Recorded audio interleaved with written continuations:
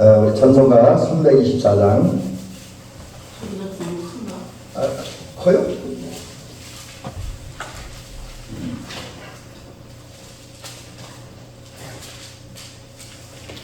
(324장입니다)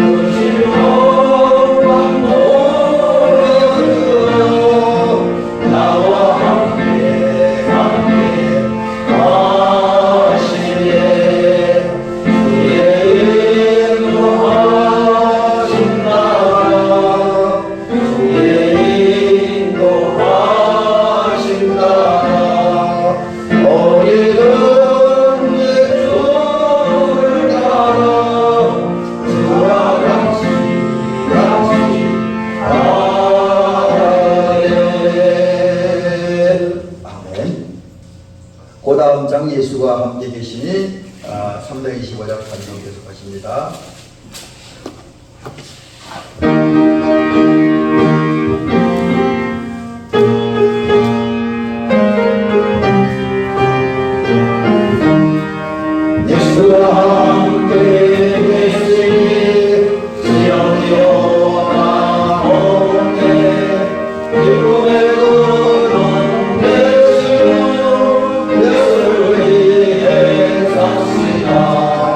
날마다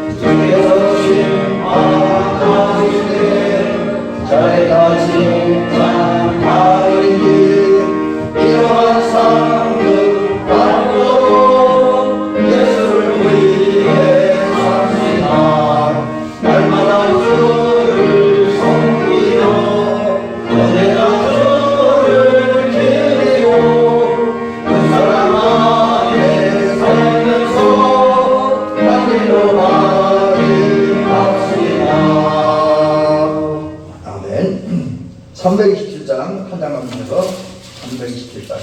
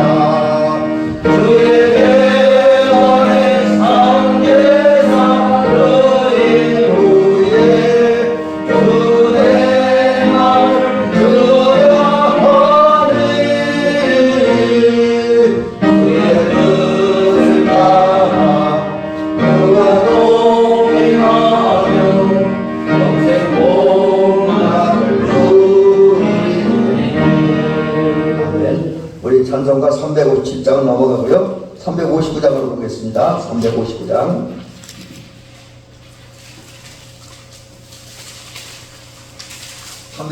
부른 다음에 조용한 기도 드리겠습니다.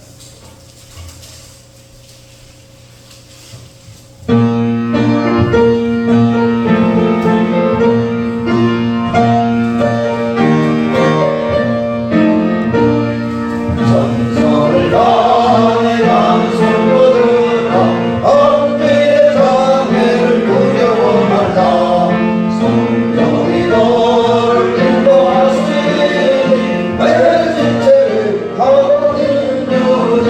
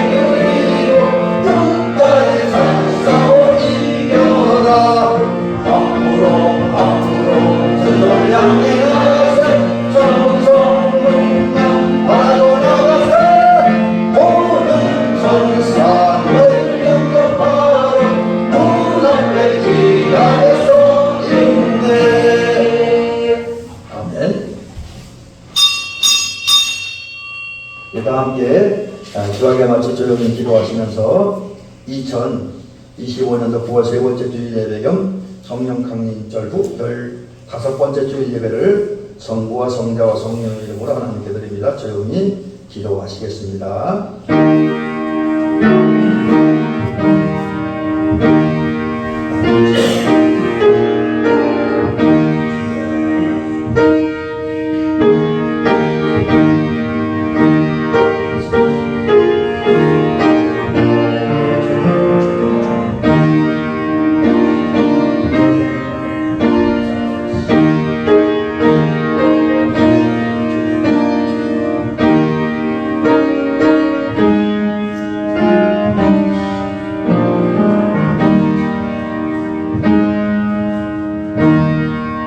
나는 마음에 올려 겸손하니 나의 멍에를 메고 내게 배우라. 그리하면 너희 마음이 쉼을 얻으리니 이는 내 멍에는 쉽고 내 짐은 가벼움이라 하시니라. 아멘. 네, 다 같이 자리에서 일어나시도록 합니다. 그리고 경배와 찬양 드릴 때 찬송가 36장입니다. 36장.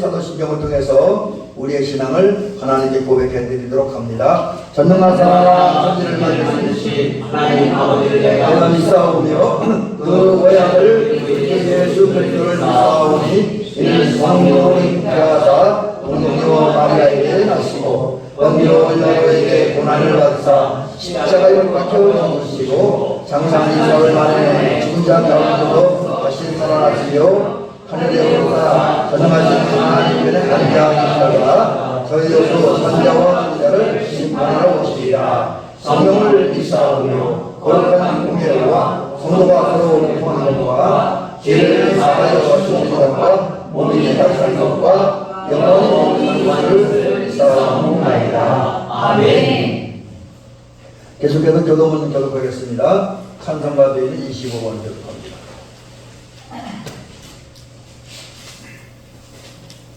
시편 47편입니다.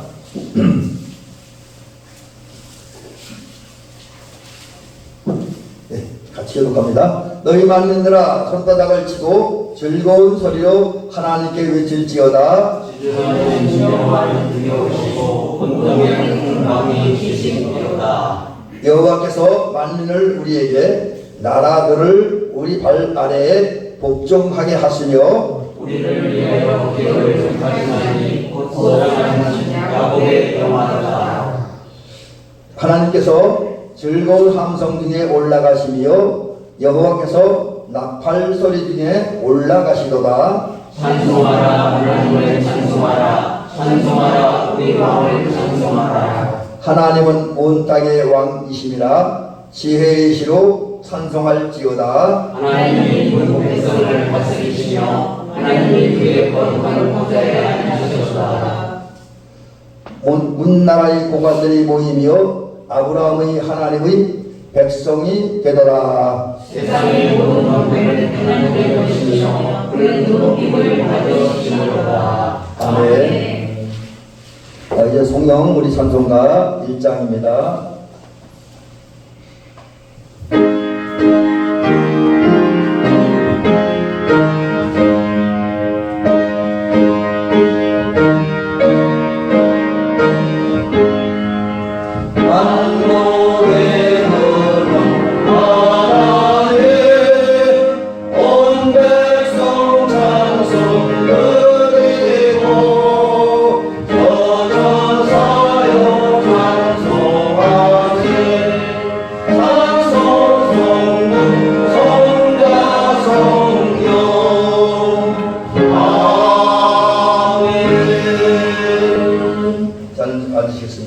기도하겠습니다. 제가 기도합니다.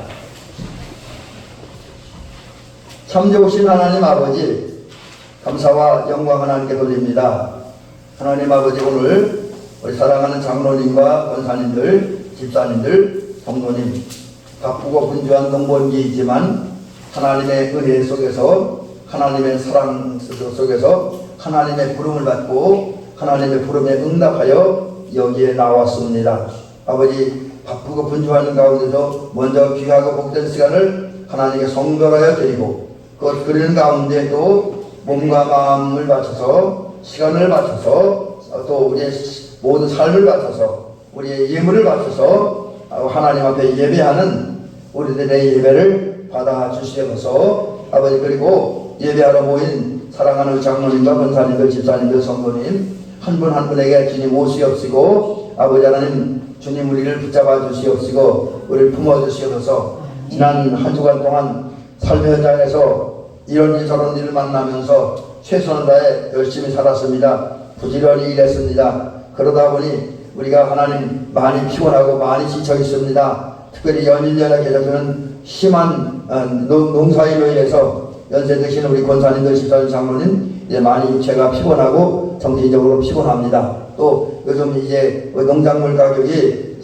그렇게 썩 좋지 못함으로 인해서 우리 농부들이 농사짓고도 아버지는 여러 가지 재정적인 압박과 어려움을 겪고 있습니다. 그래서 또 그러다 보니 우리들이 많은 신경을 쓰고 머리가 아플 정도로 생각하는 것이 많습니다. 그러게 더더욱 지치고 피곤하여 있습니다. 이러한 우리 사랑하는 성도님들, 오늘 주님 앞에 나와서 우리의 모든 인생의 짐들을 하나님께 내려놓습니다. 경제의 짐도, 농사의 짐도, 질병의 짐도, 또 자녀교육의 짐도, 인간관계의 모든 짐도, 또 우리가 기타 감당해야 할 모든 일과 사명에 대한 짐을 하나님 앞에 내려놓습니다. 아버지 하나님, 이제 수고하고 무거운 짐진자들아 다 내게로 오라, 내가 너를 쉬게 하자고 하는 주의 말씀 의지하여 하나님 아버지 모든 걸 내려놓습니다. 아버지, 우리의 죄짐과 모든 인생의 짐들을 받아주시옵시고 아버지, 그 후에 주의 위로와 평강이 우리에게 임하게 하옵시고 또 주의 안식이 우리에게 임하게 하옵소서. 그래서 하나님, 오늘 이 시간이야말로 우리가 주 안에서 짧은 시간이지만 예배드리면서 하나님께도 영광 돌리지만 주 안에서 쉼과 안식을 누리는,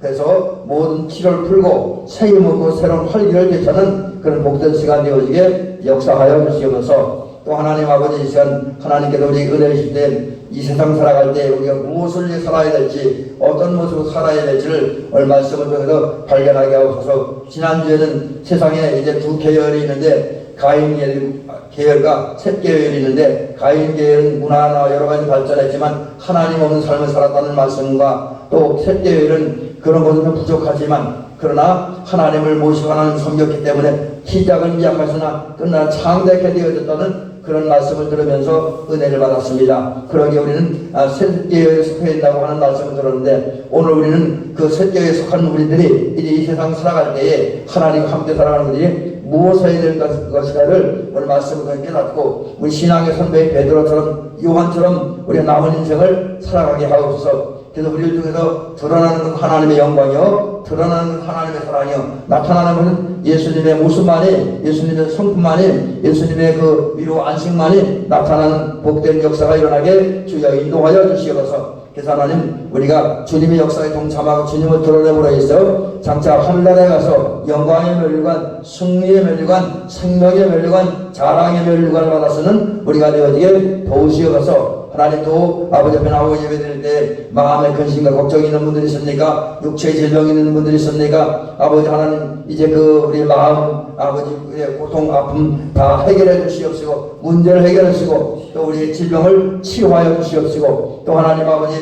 우리가 뭔가 큰 꿈을 가지고 준비하고 계획하는 일들이 있습니까? 하나님 지혜를 주셔서 꼼꼼하게 잘 준비하고 성실하게 최선을 다해 일할 때에 하나님 아버지, 우리가 꿈꾸고 원하는 저 소원하는 일이 주 안에서 이루어짐으로 주님께만 영광을 누리는 역사가 있어지게 하옵소서. 아버지, 오늘 이런저런 일정 때문에 여기 나오지 못한 안타까운 심령들도 있습니다. 어서 무엇하든지 주님 그들에게 같은 은혜 내려주시고, 이제 그들도 우리 함께 비록 몸은 떨어져 있지만 마음을 함께 예배하는 그런 시간들이 되어지게 역사하옵소서. 모든 주님께 맡기며 예수님의 이름으로 기도를 드리옵나이다. 아멘.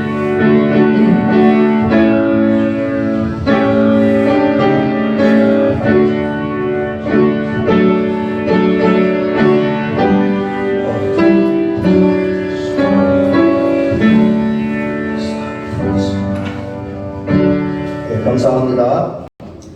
오늘 좀 말씀이 좀 부담스럽게 길긴 한데, 그래서 오늘 다 읽어야 될 것 같습니다. 그래서 사도행전 4장 1절부터 21절 말씀까지를 함께 읽겠습니다. 신약성경 사도행전 4장 1절부터 22절까지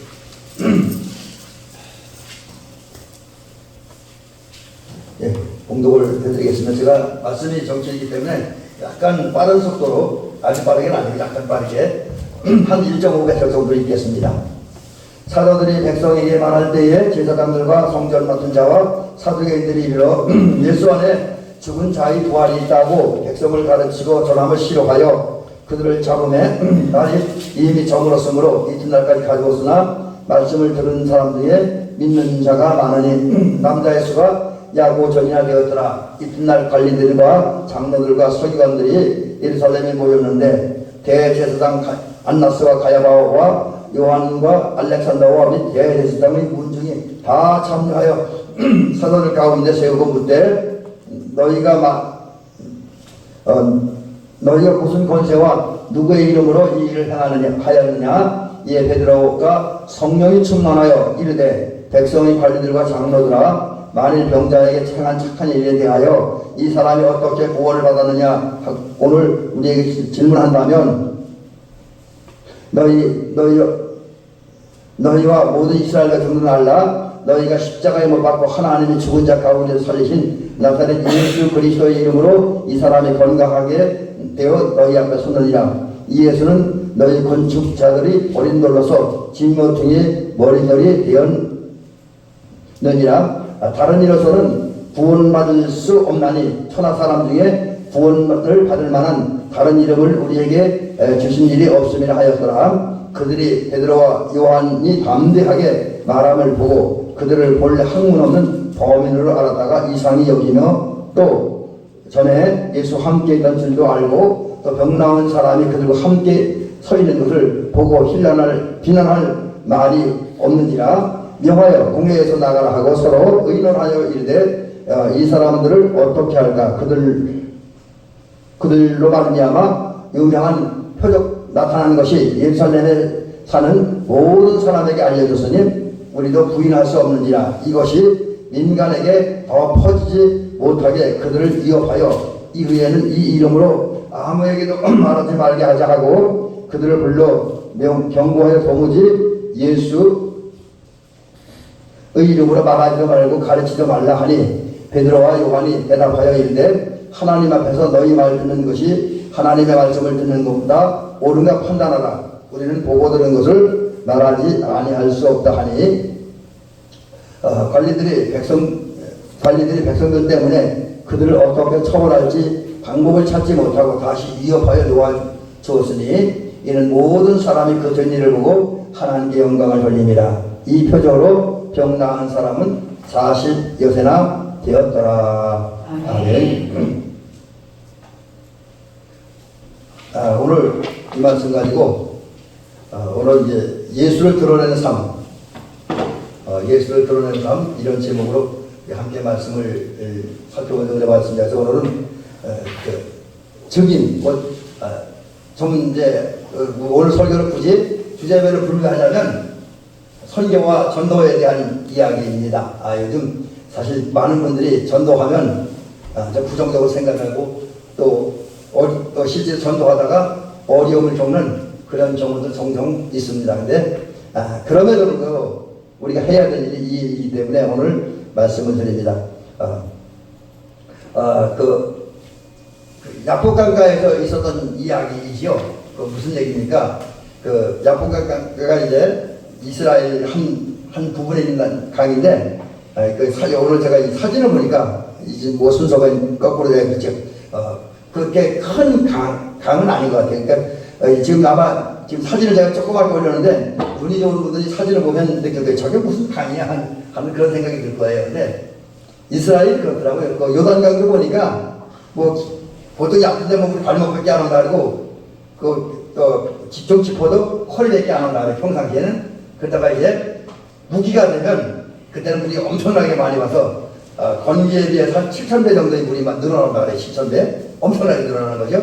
그래서 이스라엘에서는 지혜가 많으니까 이제 그 건기에는 그냥 있다가 그 우기에 물이 많이 내리잖아요. 그 물을 다 가둔대요. 그랬다가 이제 건기에 쓴다 그럽니다. 농사 지을 때. 그러니까 강이 죽어요. 자, 근데 이 야복강 나루가에서 있었던 얘기인데 야곱이 결사적으로 기도를 합니다. 목숨 걸고. 창세기 32장에 보면 어느 날 결사적으로 기도하냐면 밤새도록 기도했고요. 또 씨름하는 자세를 기도했고 또 나중에 최종적으로 천사가 야곱의 헌덕뼈 보통 이제 우리 허리 엉덩이 이쪽 부분에 손을 쳐갖고 거기에 굴어서 이제 이골되다면서요. 이골되었다는 얘기는 뭐 비틀어졌다 또 탈골됐다 뭐 이런 얘기인데 하여튼 굉장히 큰 충격을 받았는데 그런 중에도 포기하지 않고 기도를 합니다. 그래서 그게 결사적인 기도이죠. 그렇게 기도할 때 천사가 이제 그 야곱에게 묻잖아요. 내 이름이 무엇이냐? 내 이름이 무엇이냐? 천사가 야곱의 이름을 몰라서 이런 질문을 한 건 아니겠죠? 충분히 압니다. 근데 여기에는 그런 의미가 있어요. 너 지금까지 도둑놈처럼 살았잖아. 사기꾼처럼 살았잖아. 교만하게 살았잖아. 그런 너의 모습을 한번 살펴봐. 그리고 그런 너의 모습을 하나님 앞에 솔직히 고백을 해. 이런 얘기입니다. 그래서 교만과 사기와 속임수로 연결되고 가득 찬 그 자기 삶을 발견하고 그것을 그대로 고백하라는 얘기예요. 다른 말로 하면 저는 이것을 이렇게 표현합니다. 너의 실체를, 너의 실제적인 모습을 그게 네가 의인이든 죄인이든 잘 살았든 잘못 살았든 의를 행했든 불의를 행했든 그대로 한번 발견하고 고백하라는 얘기예요. 여러분 이 질문이 천사들이 야곱에게만 들려주는 질문이 아니라 오늘 우리들을 향해서 들려주는 질문입니다. 하나님은 오늘도 내 이름이 무엇이냐? 혹시 너도 교만하게 살지 않느냐? 사기치며 살지 않느냐? 속이며 살지 않았냐? 저 현대판 바리새인으로 살지 않았느냐? 뭐 이런 거? 또 눈 가리고 아무하는 식으로 살지 않느냐? 이것을 돌아보고 그 실체를 점검하라고 하는 거죠. 그래서 오늘 우리는 믿음의 귀를 가지고 영적 감각을 가지고 너는 누구냐? 또 우리 공동체적인 의미로 질문하는 우리는 누구냐? 라고 하는 질문에 앞에 서야 됩니다. 그리고 이 질문을 받고 이제 우리는 이 질문에 대한 해답을 얻기 위해서 나름대로 우리 냉철하게 분석해보고 살펴보아야 됩니다. 근데 내 이름이 뭐냐? 라고 하는 이 질문에 대답을 하려고 한다면 여러 가지 면에서 생각을 해야 됩니다. 왜냐하면 내 이름이 무엇이냐는 이 질문에 대한 해답은 사람이 그 관점, 어떤 사회를 가지고 어떤 마음을 가지고 인생을 바라보느냐, 또 무슨 일을 하느냐에 따라서 이름이 달라집니다. 예를 들어서 우리 성도들이 그냥 하나님 앞에서 영적 존재로만 볼 때는 그리스도인이라고 할 수 있죠. 하나님의 자녀라고 할 수 있습니다. 그죠? 또 여러분들이 사회적인 사회에 나가서 아니 가정에 가면 당신의 이름 뭐냐면 난 누구의 아버지입니다. 물론 그 고유의 이름도 있겠지만 내 이름은 누구의 아버지입니다. 누구의 어머니입니다. 누구의 그 남편입니다. 이렇게 대답할 수 있을 거예요. 그 존재 자체만 보면. 근데 기능적인 면에서 보면 기능이라고 하는데 기능 다른 말은 일 또는 사명자라고 하는 측면에서 보면 우리의 이름은 이런 거예요. 그게 뭐냐? 기능적인 면, 사명적인 면, 일적인 면에서 특별히 하나님의 사람으로서 하나님의 일을 하는 사람들의 입장에서 내 이름이 무엇이냐라고 묻는다고 한다면 우리의 이름은 이거예요. 내 이름은 증인입니다. 내 이름은 증인입니다. 그건 다른 말은 나는 증인입니다. 이거를 베드로가 얘기하죠. 베드로 사도가 그 사내들이 공회 앞에 서서 신문을 받는 가운데에 그런 얘기를 해요. 여러 가지 많은 얘기지만 그 중에 오늘 여기 증인과 관계된 얘기를 들으면 우리가 이 일의 증인이다. 우리가 이 일의 증인이다. 여러분 증인이라는 게 뭡니까? 우리말로 보니까 뭔가 증명한 사람이래요. 증명한 사람. 또 다른 한글에 보니까 어떤 증거를 가지고 어떤 사실을 사실 또는 진리 그거를 입증한 완전히 분명하게 나타낸 사람이다. 뭐 그런 의미도 돼 있더라고요. 그 다음에 또 하나 제가 이제 여기 헬라어를 하나 써놨는데 마르투스라고 하는 말인데 이 말은 증명하는 사람이라는 의미도 있지만 순교자라는 의미가 있어요. 순교자. 그래서 어쩌면 증인하고 순교자라고 하는 말은 안 맞는 것 같은데 특별히 증인이라는 말을 마르투스라고 하는 말을 쓸 때 어떤 의미를 가지고 있냐면 우리는 진리를 전하는데 목숨을 걸고 전해야 된다는 거죠. 목숨을 걸고 진리를 전해야 된다. 또 진리를 따라 살 때 목숨을 걸어야 된다. 또 동시에 목숨을 잃는다 할지라도 죽는다 할지라도 진리를 전해야 된다. 라는 의미가 증인 속에 담겨져 있습니다. 근데 우리는 그런 사명을 가진 그런 일을 해야 합니다. 목숨을 걸고 진리를 전해야 하는 증인이라는 거죠. 자, 그러면 이런 증인이 되기 위해서 필요한 게 뭐냐? 세 가지나 네 가지 정도 이유가 있는데 첫째는 증인이 되려면 성령으로 충만한 사람이 되야 된다라고 하는 거죠. 성령으로 충만한 사람. 그래서 이제 성경은 우선 그런 얘기를 하고 있죠. 우리 성도들에게 성령이 임재할 필요성을 말할 때 로마서 8장 9절에서 그리스도의 영이 없으면 그리스도의 사람이 아니다. 그런 얘기예요. 다시 말씀드리면 우리 안에 다른 것이 다 있어도 그리스도의 영, 다른 말은 성령이 없으면 하나님의 영이 없으면 하나님의 사람이 아니다. 이거 이제 증인이라는 측면에서 얘기를 하면 우리의 성령이 없으면 우리는 주의 증인이 아니다. 주의 증인이 아니다.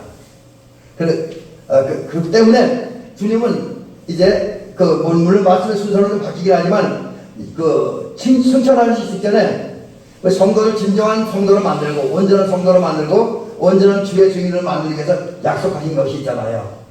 너희는 몇 날이 못되어 성령으로 세례를 받으리라 말씀하신 후에 결정적으로 이런 말을 하십니다.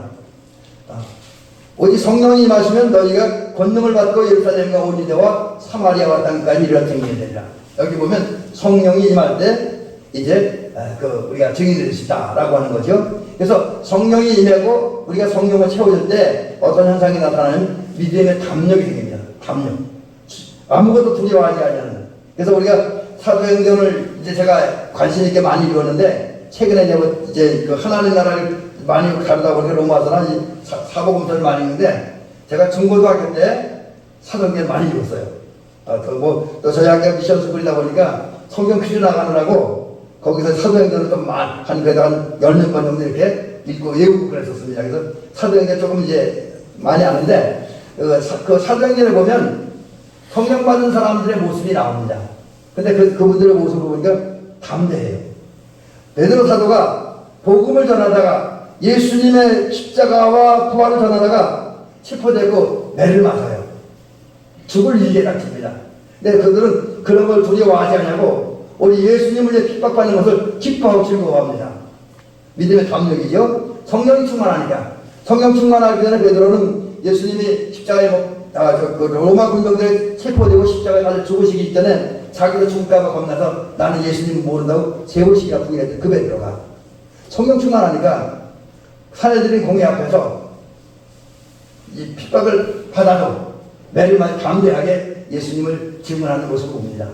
담대하여. 그 다음에 성령이 충만하면 악한 영에게 지지 않습니다. 악한 영에게 지지 않아요. 네. 성령이 도우시니까.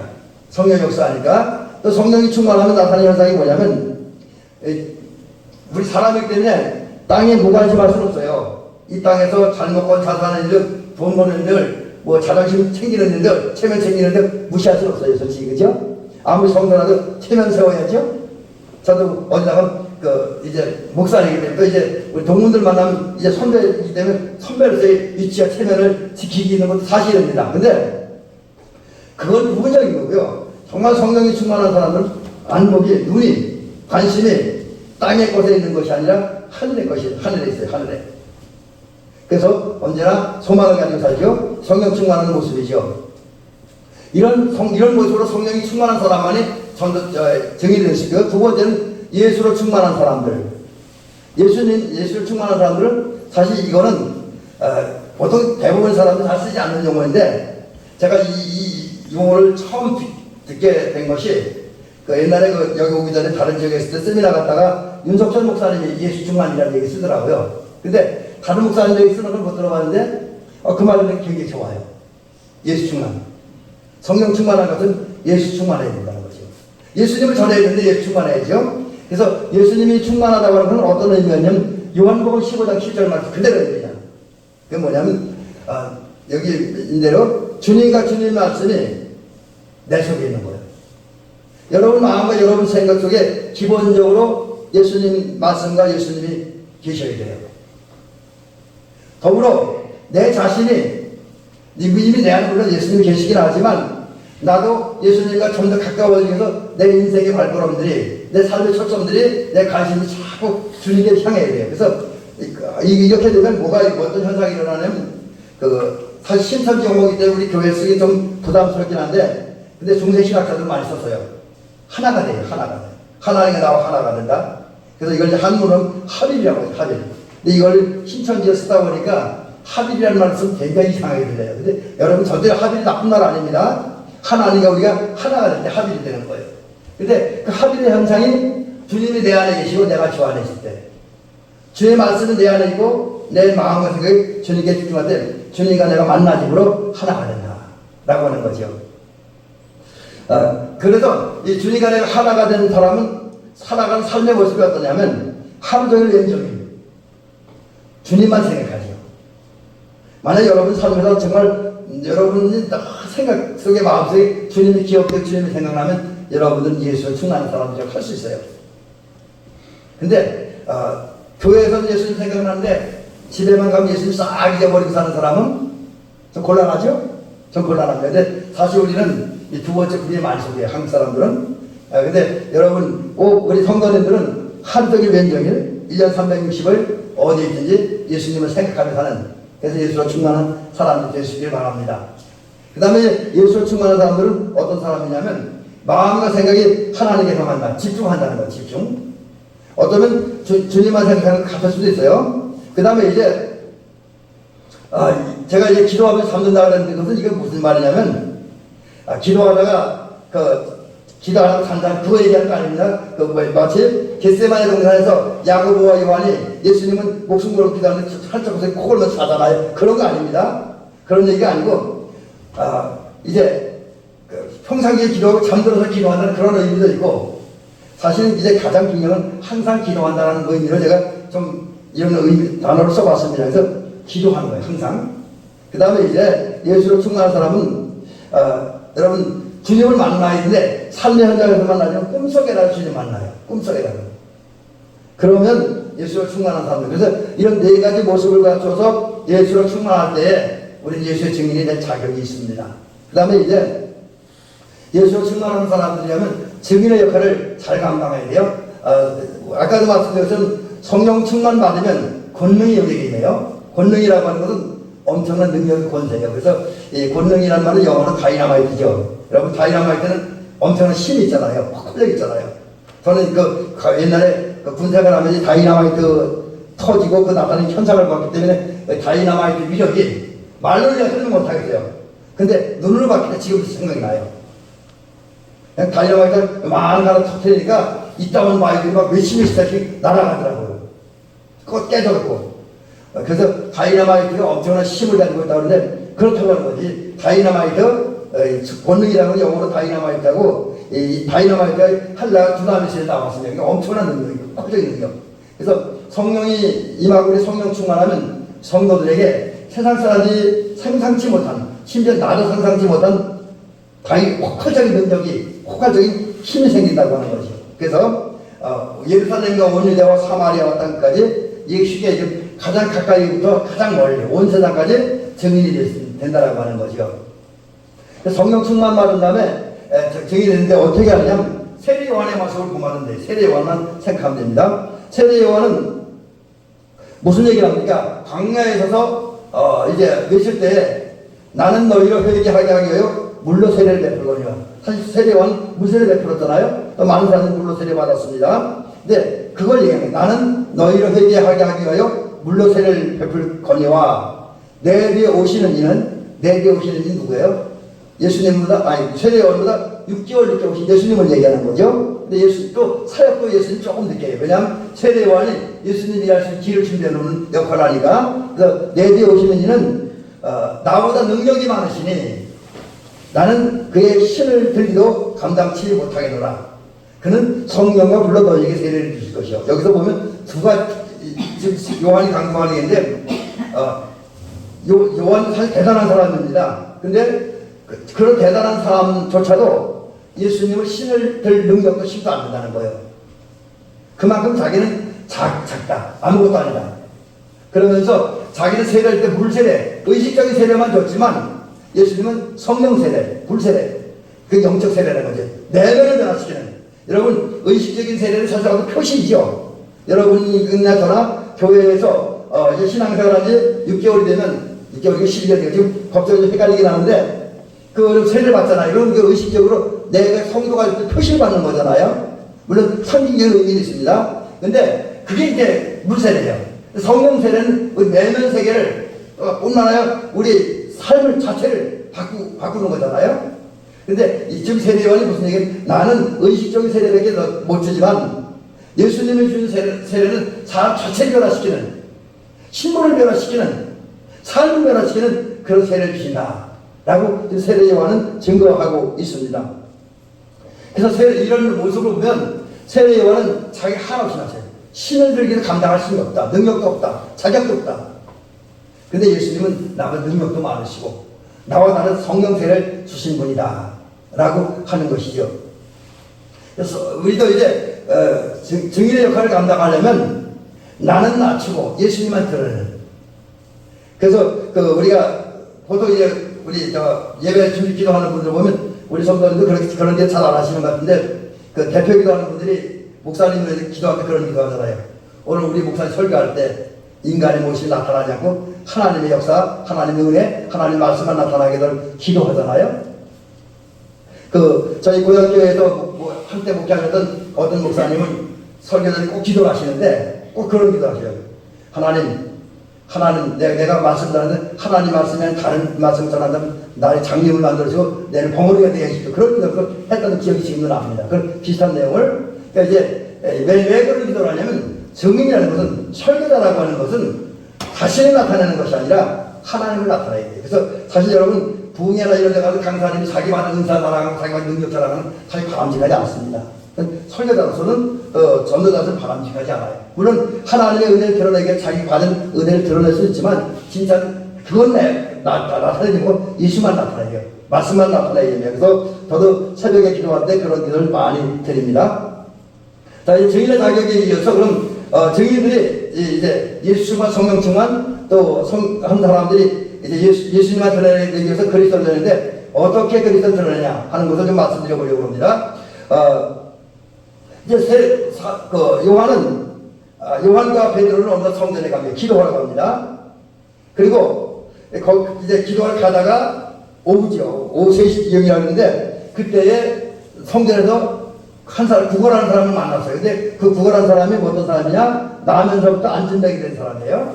그래서 이 사람을 이때 그 안진뱅이는 사도들을 바라보면서 뭘 얻을까 하는 물질적인 관심에 측면에서 사도들을 바라보고 기대한 거죠. 근데 요한이 뭐라 그러니까 베드로가 요한 뭐라 그럽니까?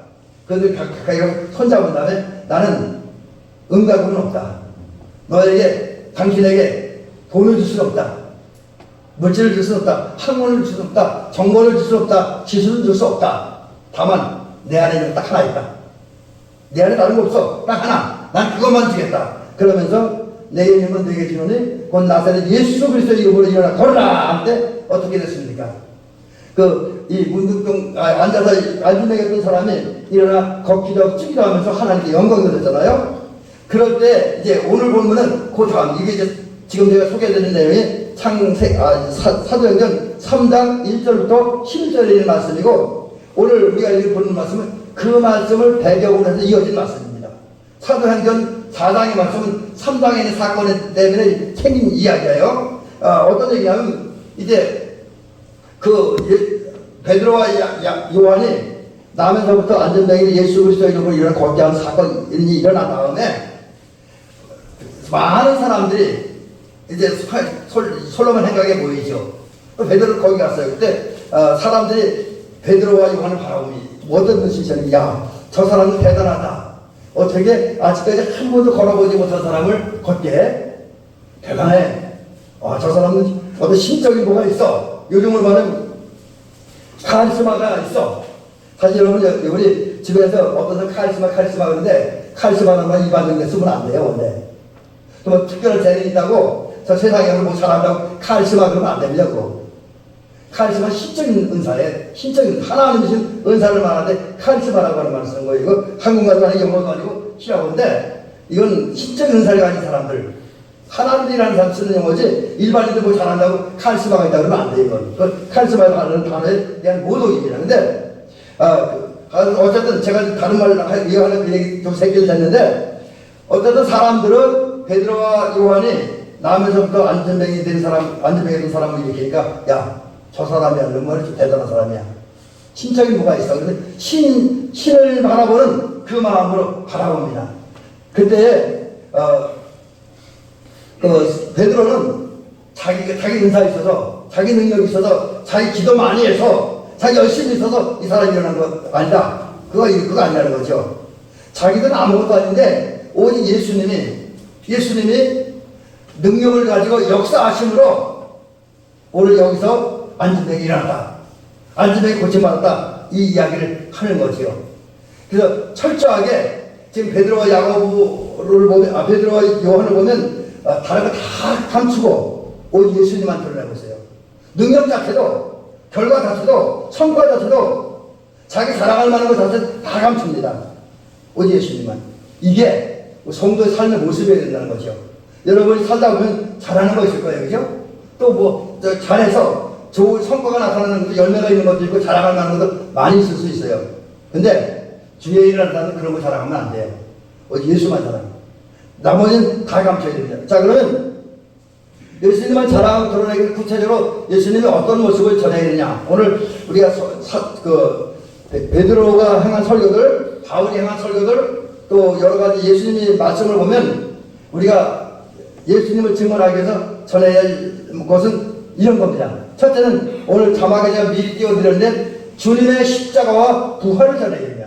주님의 십자가와 부활. 저희도 공부할 때 저희 은사님이 지금 은퇴하셨는데 그분이 늘 그랬어요. 여러분이 이 다음에 신학교를 졸업하고 전도사가 되고 목사님이 되어서 강단 설교하든 어떤 형태의 모든 설교에서 예수님의 십자가 부활이 나타나니까 그렇게 가르쳤어요. 저도 이제 그런 관점에서 설교를 하려고 무던히 애를 씁니다.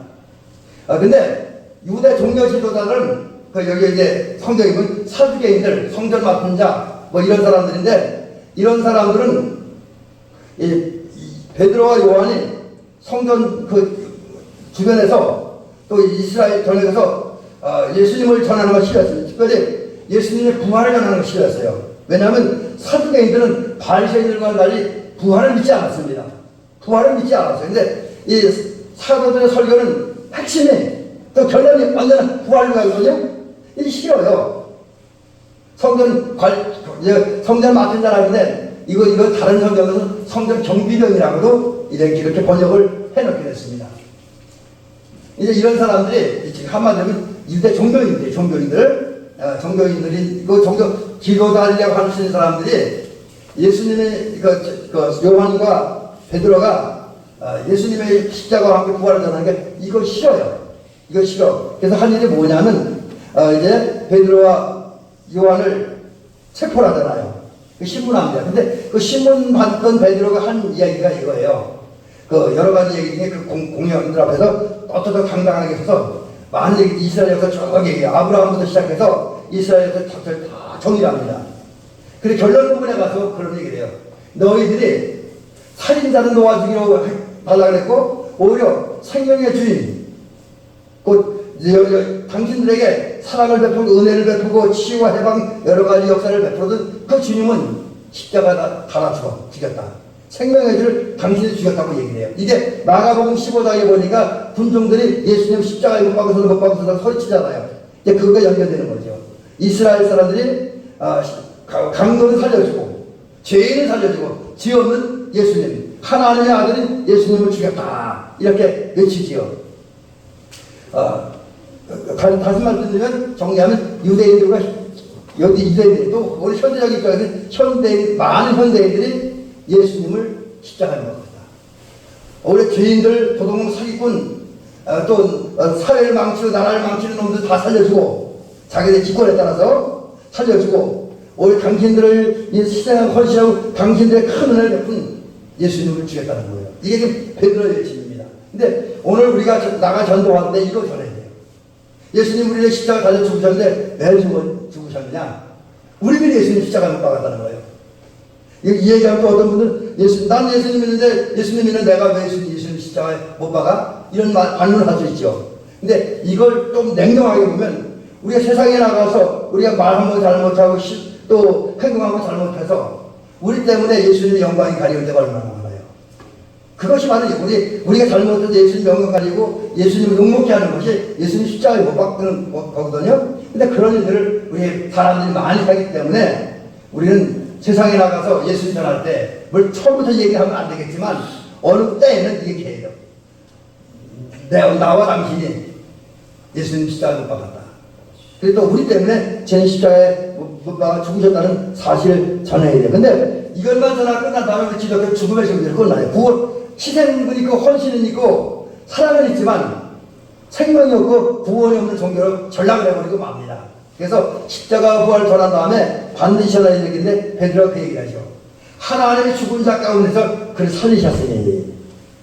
이게 뭔 얘기합니까? 지금 베드로는 하나님이 예수를 다시 살리셨다. 그래서 부활했다. 그래서 이제 하나님의 역사는 희생과 헌신의 역사를 끝난 것이 아니라 희생과 헌신의 구원을 이루었고 소망을 이루고 영원한 생명을 주었다는 사실을 증거하고 있습니다. 그리고 그 주님의 역사하심으로 오늘 이제 나면서 안진뱅이였던 사람이 나왔다. 그 얘기하는 거죠. 너희가 십자가에 못 박고 하나님 죽은 자 가운데 살리신 나사렛 예수 그리스도의 이름으로 안진뱅이가 일어나 걷게 되었다라고 이야기합니다. 그러니까 결국 지금 베드로는 여러 가지 얘기를 결국은 지금 결론은 뭐냐면 십자가에 달리신 예수, 부활하신 예수, 그 예수님의 능력으로 이제 안진뱅이가 일어나 걷게 되었다라는 사실을 증언하고 있습니다. 자, 그 다음에 두 번째는 우리가 뭘 전해야 되느냐? 예수 그리스도만이 구원자라고 하는 걸 전해야 돼요. 요즘에 이제 종교다원주의 또 그 이제 우리말로 그러고 그래서 이제 원래 학문적인 용어는 포스트 모더니즘이라는 게 많이 나오잖아요. 그게 뭡니까? 기독교 외에 예수 아닌 다른 곳에 구원이 있다. 뭐 심지어 불교에도 구원이 있고 석가에도 구원이 있다. 뭐 그런 논리로 주장하는 사람들이 있어요. 그분들이 하는 게 우리 서울 갈 때 꼭 뭐 한 길로만 가냐, 서울 가는 길이 다양하지 않느냐 이야기를 하면서 구원받고 하늘 나가는 길이 다양하지 않겠느냐 이따위 식의 주장들을 하는 그런 사람들이 있습니다. 근데 성경은 아닙니다. 성경은 분명히 말해요. 특별히 베드로 사도가 오늘 본문인 사도행전 4장 12절에서 다른 이로서는 구원을 얻을 수 없나니 천하 인간에게 구원받을 얻을 만한 다른 이름을 우리에게 주신 일이 없으느니라 이렇게 얘기해요. 무슨 얘기입니까? 다른 방법, 철학, 학문, 과학, 종교, 뭐 예수 안에 다른 것들 이런 것은 구원받을 수 없다. 착한 일을 해도 구제를 많이 해도 구원받을 수 없다.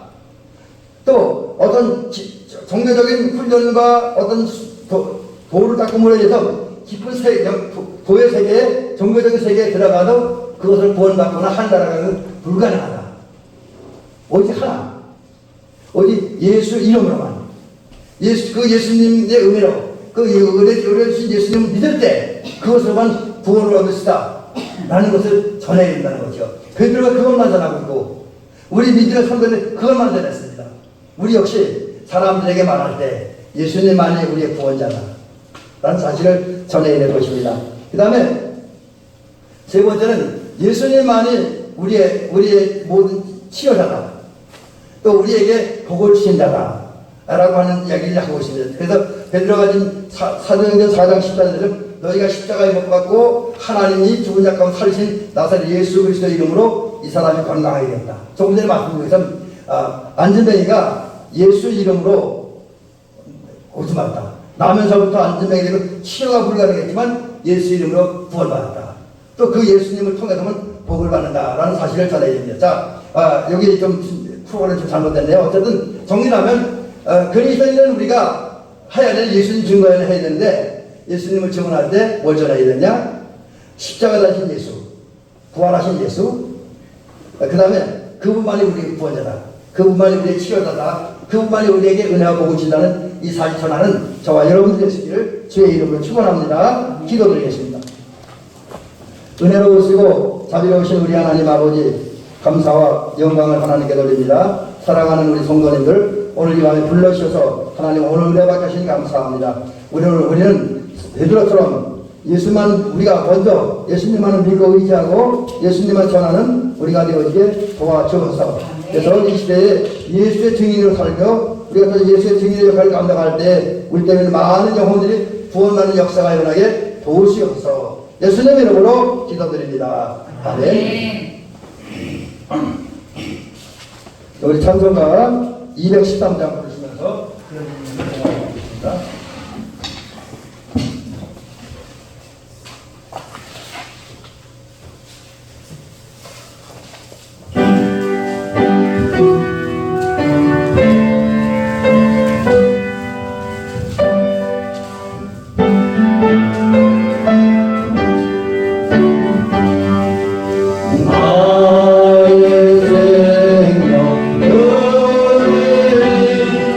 주여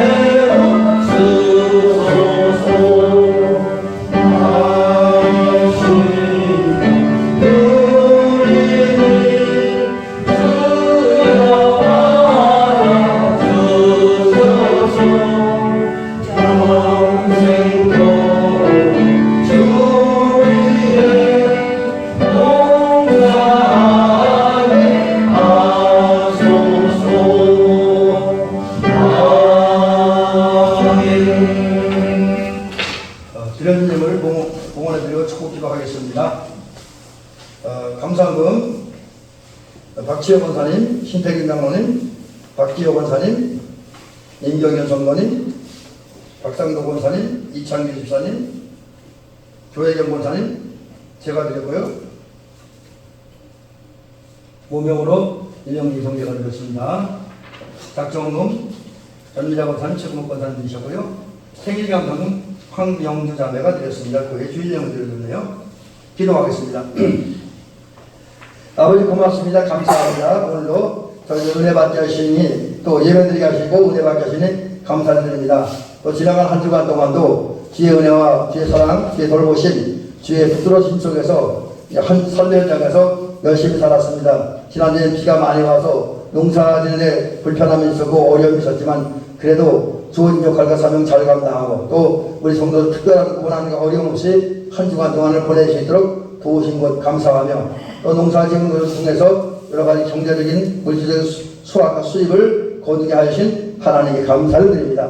또 우리가 그동안 바쁘고 분주한 가운데 그래 주님을 생각하며 주님의 한 믿음과 사랑을 가지고 말씀을 따라 순종하며 이제 한 주간 동안 살았습니다. 그렇게 살게 하신 하나님께 감사를 드립니다. 또 하나는 그 외에도 우리가 많은 사람들과 선택받아서 이 시대에 거룩한 씨앗으로 남겨지고 구루토로 남겨서 우리들이 오늘 하나님의 역사가 일어날 가능성과 길이 활짝 열려지게 하신 하나님께 감사를 드립니다. 아버지 이러한 우리들이 오늘 여러 가지로 생각할 때 너무너무 감사해서 귀한 예물을 드렸습니다. 감사 예물을 드리고요.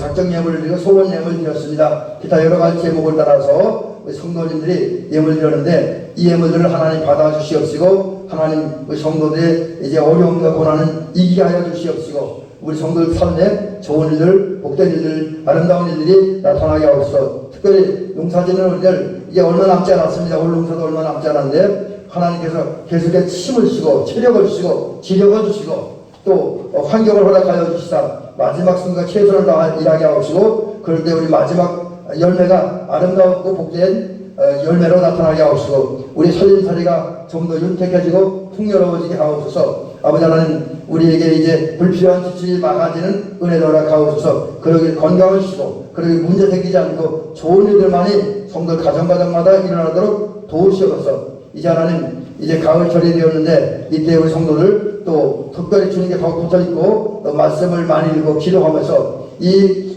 결실의 시대에 많은 아름다운 결실, 성령 열매, 빛의 열매 또 우리 인생의 경제 열매를 주렁주렁 맺어가는 아름다운 한 주간이 되어지게 역사하여 주시옵소서. 아버지는 오늘 대배교회를 위해서 여러 가지 헌신한 분들이 있습니다. 청소한 분들도 있고요. 또 이제 차장 운행한 장로님도 계시고 재정관리, 안내, 공원 또 그 여러 가지 모양 봉사를 수고한 사랑하는 성도님들에게 크신 은혜와 복을 내려 주시옵소서. 또 아버지 이제 우리가 하늘의 신령하고 땅에 기른 것을 채워주옵소서. 아버지 그래서 우리가 모두 복받은 아브라함, 복받은 이삭, 복받은 야곱, 복받은 요셉과 같은 사람이 되어지는 은혜 허락하여 주시옵소서. 예수님 이름으로 기도드립니다. 아멘. 교회 소식입니다. 두 번째 가면 지난주에 했던 말이 똑같은 거 그냥 제가 말만 하고 좀 작성한 이렇게 특별히 드리고요. 9월 28일 다음 주 주일 저녁 예배는 우리 2025년도 제2차 여성기회 헌신 예배드립니다. 우리 여성기회에서 인원들이 달라고 이런 저에게 조사해서 6년 되어서 알려주셨기 때문에 인원드리도록 합니다. 다만 이제 순서 같은 분들은 저희 명단을 좀 알려주셨으면 대단히 고맙겠습니다. 그 다음에 이제 우리 성도님들이 몇 분만 참석하지 대부분이 안 참석하는데 우리 10월 3일 날 평창지방 감사기 체육대회가 광림체육공원에서 있습니다. 제가 알기로 10시부터 진행되는 것으로 알고 있는데 이번에는 시비가 바뀌었더라고요. 작년하고 제 교회가 좀 바뀌었는데 그래서 우리가 사랑팀이 너무 거기 소속되는데 우리 교회도 함께 참석해서 여러분도 함께 성도님들하고 웃으면서 친교하는 그런 시간을 가졌으면 좋겠습니다. 우리 준비 모임이 화요일 날인데 이날 제가 다른 일정이 있어도 장로님께 좀 부탁을 해서 우리 장로님이 다녀오시기로 했습니다. 저녁 시간이니까요. 그래서 가서 이제 체육대 준비를 어떻게 할 것인가 각자에게 주어진 역할들이 이제 확장될 것입니다. 우리 여러분 뭐 강제는 아니지만 시간 내서 좀 많이 참석해 주셨으면 좋겠습니다. 끝날 때는 경품도 있습니다. 좋은 경품도 있으니까 끝까지 남아 경부할 가능성이 많습니다. 우리 연수의 기회보다 더 할 가능성이 많을지도 몰라요. 여러분 많이 좀 참석해 주셨으면 좋겠습니다. 이상입니다. 우리 자리에서 일어나시도록 합니다. 우리 옆에 분들하고 축복하며 인사 나누시기 바랍니다. 사랑합니다. 주의 은혜와 평강이 장로님과 권사님들, 집사님, 성도님 이번 한 해에도 함께 하시고 행복하시고 여러분 하나님이 잘 되시기를 주의 이름 간절히 부탁을 드립니다. 자, 성도의 교제를 나눕니다. 내가 누구를 보내면 누가 우리 위해 갈고 내가 여기 있나이다. 나를 보내소서. 내가 세상 끝날까지 너희와 항상 함께 있으리라. 아멘. 자, 우리 결단 찬송 500장.